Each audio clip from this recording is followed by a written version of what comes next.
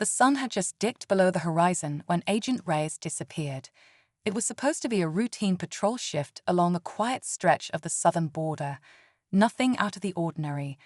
But when his radio went silent and his truck was found abandoned hours later, tension rippled through the entire department. No one had seen it happen, and there were no signs of a struggle, just tire marks vanishing into the dirt and the kind of silence that felt heavy. Whispers quickly spread. The Mexican cartel had been testing limits lately, getting bolder, more unpredictable. Everyone feared the worst, that Reyes had been taken. What the cartel didn't realize was that their target wasn't just any border patrol agent. Reyes had a past few people knew about. Long before he wore the green uniform, he served in the Navy SEALs. Years of intense training, covert missions, and survival experience ran through his blood. But now he was off the grid, and no one knew if he was still alive. The cartel thought they had the upper hand. They thought they'd taken a pawn. But they'd just brought a sleeping lion into their den. Somewhere deep in the desert, with his hands tied and eyes watching every move, Reyes was already planning his next step. What they thought was a kidnapping would soon turn into their worst mistake. Because when a retired SEAL is cornered, he doesn't fold. He waits, and then he strikes. Reyes had always been the quiet one on the team.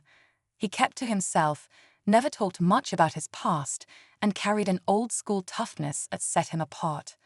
Some of the younger agents thought he was just strict, maybe a little cold, but those who had served alongside him before he joined Border Patrol knew better. They'd seen him in the field, methodical, unshakable, and deadly calm under pressure. It's what made his disappearance hit harder. Reyes wasn't the kind of man to slip up or let his guard down. Back at the station, agents were trying to piece together the timeline. His last location pinged near a known cartel crossing point, a stretch of desert often used to smuggle drugs and weapons. The local sheriff's office was hesitant to get too involved. Everyone knew that meddling in cartel business came with risks. But this wasn't just about one missing agent.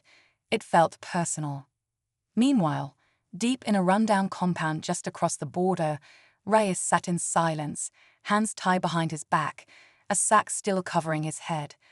The cartel thugs laughed nearby, convinced they'd bagged a trophy. One of them snapped a photo for leverage, planning to send it as a threat. Reyes didn't move. He was listening, counting voices, memorizing footsteps, mapping the room in his head. They hadn't searched him properly, and they hadn't noticed the small piece of wire he'd tucked into his boot.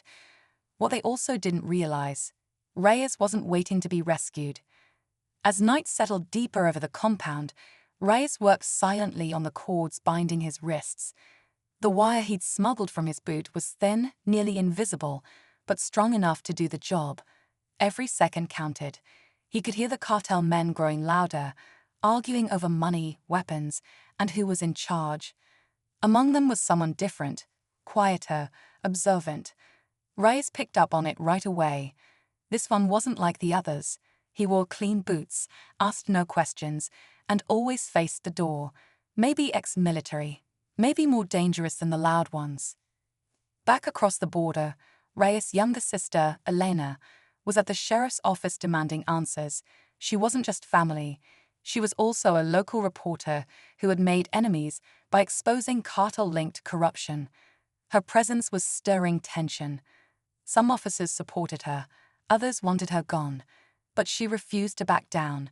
Her instincts told her this wasn't random. Reyes had been tracking a specific smuggling route, and weeks earlier, he'd warned her that something big was coming. Now he was gone, and she believed it was connected. Meanwhile, Reyes finally got his wrists free but didn't move. Not yet. He needed a plan. He knew the layout from the sounds. The generator humming in the east corner, dogs barking in the distance, the weak door frame behind him. What he didn't know was how many men were inside or how fast they'd react once he made his move.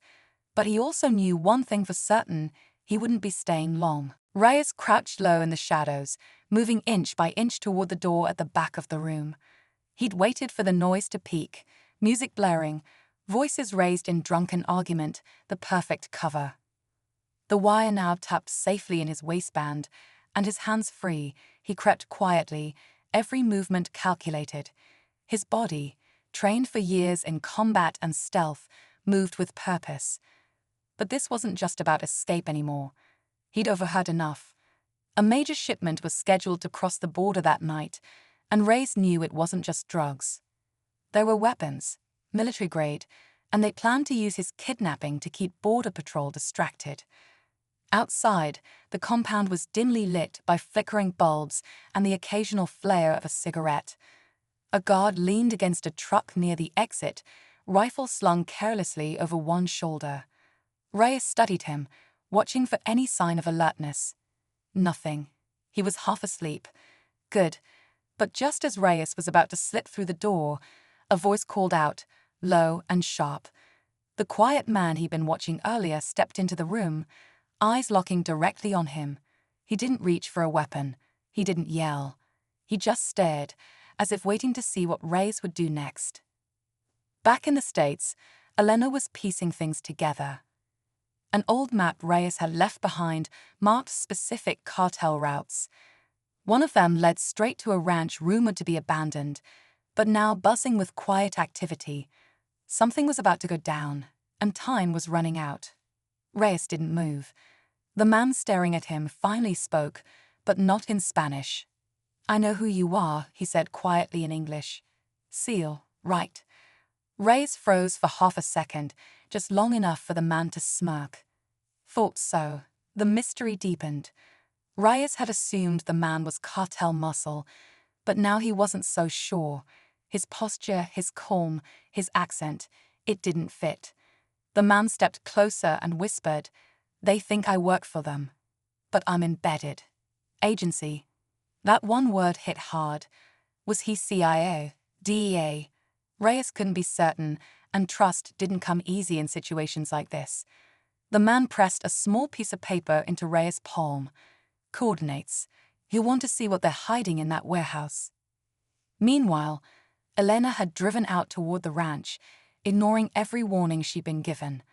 Armed only with a flashlight, a pair of binoculars, and the notes her brother left behind, she parked her car just off the road and moved through the brush. From a hilltop, she saw them, men unloading crates from a black truck under cover of night. But it wasn't drugs, it was something else. She zoomed in with her lens. Tactical gear, explosives, possibly stolen military supplies, and just as she reached for her phone, a hand clamped over her mouth from behind. Back at the compound, Reyes tucked the coordinates into his waistband and turned toward the window. If this agent was telling the truth, he wasn't just escaping now. He was heading straight toward something much bigger. Reyes moved fast once he cleared the compound. Every second counted now. Guided only by instinct and the coordinates scribbled on that tiny paper, he ran low through the desert brush, dust kicking up under his boots. His lungs burned, but his mind was sharp, focused. When he reached the location, hidden behind an old water tower, he spotted it, a metal freight container buried halfway into the dirt, camouflaged with a tarp and fencing. Guards circled the area, lightly armed but alert. Without hesitation, Reyes slipped behind the fencing and took out the first guard quietly. The second never saw him coming. Inside the container, he found what he feared: stacks of military-grade weapons, crates stamped with US insignias, all set for trafficking. But just as he reached for his phone to snap photos, a scream cut through the silence. "Elena." It was her voice, faint, muffled. He bolted around the container to find her tied near a second vehicle, bruised but conscious. She looked up, relief flooding her face. Reyes cut her free, but before they could move, headlights hit them square on. A dozen cartel men stood at the edge of the clearing, weapons drawn. Then a crack rang out from the darkness. One by one, the cartel men dropped to the ground, not hit, but surrendering. A group of black-clad agents moved in from all sides. Reyes turned in shock. The man from the compound, agency, stepped forward. "We've been tracking this for months," he said. "We just needed someone to lead us in." Ray stood frozen for a moment, trying to process what had just happened. The agent walked closer and gave him a nod of respect. We knew the cartel had infiltrated deep, even inside law enforcement, but we didn't know how to get to this site without tipping them off. You led them right into our hands. Reyes looked around as more agents secured the area, cuffing the stunned cartel members. Elena leaned into him, exhausted but safe.